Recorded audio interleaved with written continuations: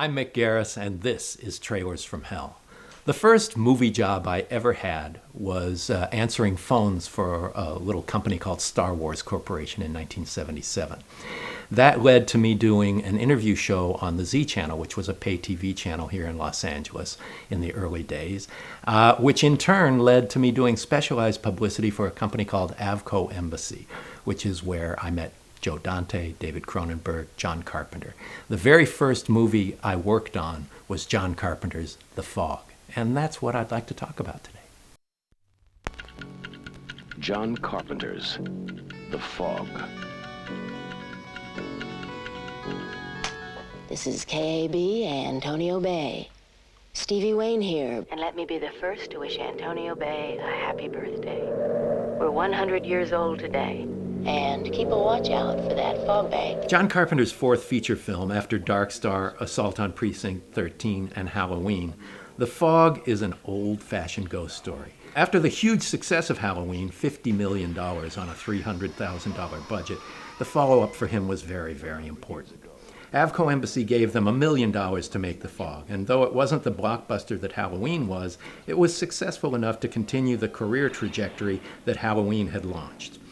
It did about $10 million in its initial release. Halloween made the film press sing his praises, though, as the new Alfred Hitchcock, which was bolstered by the presence of Jamie Lee Curtis, daughter of Psycho's Janet Leigh, in the leading role.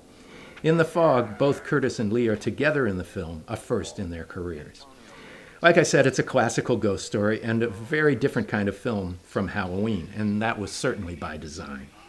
In fact, it was originally intended to be a PG-rated, more subtle chiller, patterned after the shadowy 1940s quiet horrors produced by Val Lewton.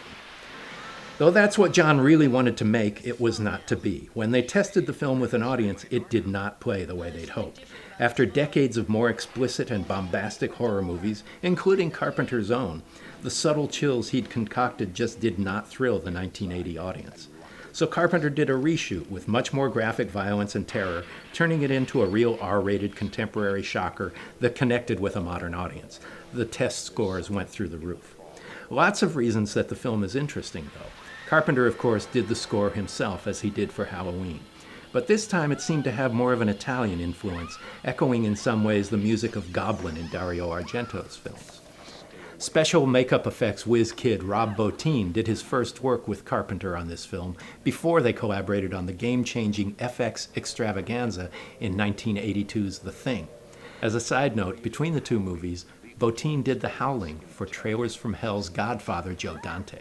Despite the addition of modern crowd-pleasing explicitness, it remains a very satisfying old-school ghost story whose tone is perfectly set by old John Houseman telling a spooky tale around the campfire in the film's opening. What you can't see won't hurt you, it will kill you.